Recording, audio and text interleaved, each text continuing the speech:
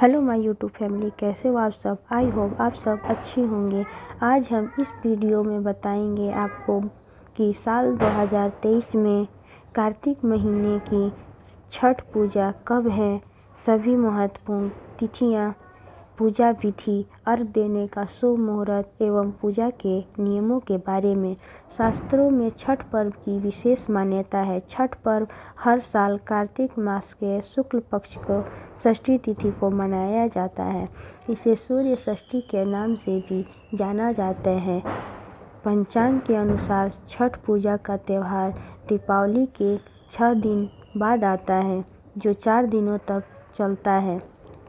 विशेषकर यह पर्व सूर्य देवता और उनकी बहन छठी मैया को समर्पित है। छठ पूजा के दिन सूर्य देवता और छठी मैया की पूजा कर उन्हें अर्घ देने का विधान है। आइए जानते हैं साल 2023 में छठ पर्व की शुभ तिथि, पूजा एवं अर्घ देने का शुभ मुहूर्त क्या होगा, विधि और इस व्रत के नियम के बारे में। छठ पूजा शुभ मुहूर्त 2023। साल 2023 में छठ पूजा का पर्व 19 नवंबर रविवार के दिन मनाया जाएगा। छठ पूजा के दिन सूर्योदय का समय होगा प्रातःकाल 6:46। छठ पूजा के दिन सूर्यास्त का समय होगा शाम 5:26। षष्ठी तिथि प्रारंभ होगी 18 नवंबर प्रातःकाल 9:18 पर। षष्ठी तिथि समाप्त होगी 19 नवंबर प्रातःकाल 7:23 पर। नहाय खाए तिथि होगी 17 नवंबर शुक्रवार। खरना तिथि होगी जिस दिन प्रसाद बनता है खीर का 18 नवंबर शनिवार। संध्या अर्घ 19 नवंबर रविवार को होगा। उगते सूर्य को अर्घ और व्रत का पारण होगा 20 नवंबर को। पहला दिन नहाय खाए। छठ पर्व 4 दिनों तक चलता है। इस 4 दिवसीय उत्सव भी कहा जाता है। इसकी शुरुआत कार्तिक शुक्ल पक्ष चतुर्थी तिथि से होकर कार्तिक शुक्ल पक्ष सप्तमी तिथि को इसका समापन किया जाता है।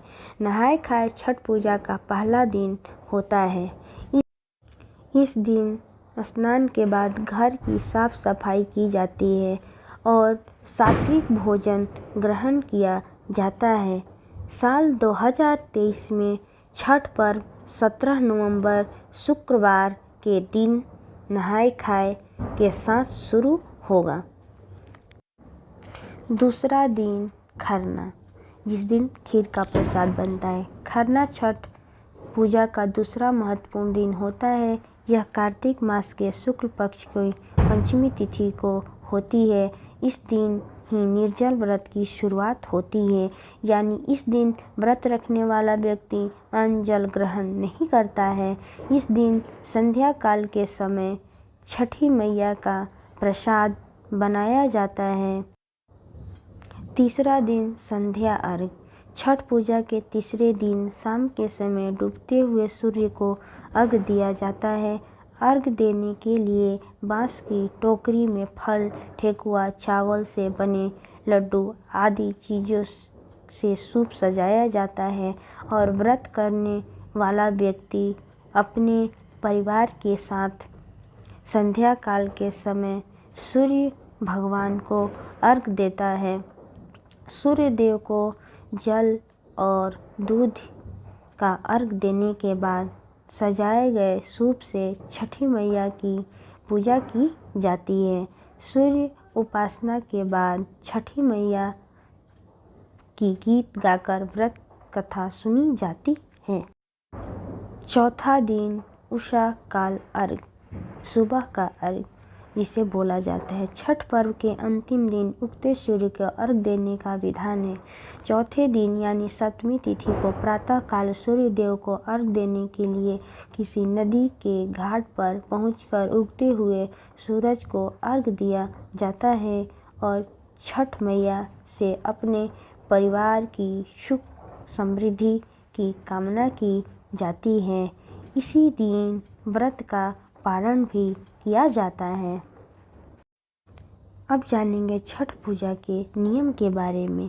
मान्यताओं के अनुसार छठ पूजा के दौरान सूर्य देव को अर्घ देने की परंपरा है। कहते हैं सूर्य के प्रकाश में कई रोगों को नष्ट करने की क्षमता होती है। इसके प्रभाव से व्यक्ति को आरोग्य और तेज की प्राप्ति होती है। आज के सूर्य देव को अर्घ देना चाहिए। छठ पूजा का व्रत करने वाले व्यक्ति को इस पर्व के चारों दिन साफ सफाई का विशेष ध्यान रखना चाहिए। व्रत के नियम अनुसार व्रत करने वाले और घर के सदस्यों को सात्विक भोजन ग्रहण करना चाहिए। पूजा के लिए बांस से बने टोकरी या सूप का इस्तेमाल करना चाहिए, जो कि शुभ होता है। सूर्य को जल देते समय स्टील या प्लास्टिक के बर्तन का इस्तेमाल वर्जित है, नहीं करना चाहिए। अगर ये वीडियो आप सबको अच्छी लगे तो लाइक शेयर सब्सक्राइब कमेंट जरूर करें। Thank you.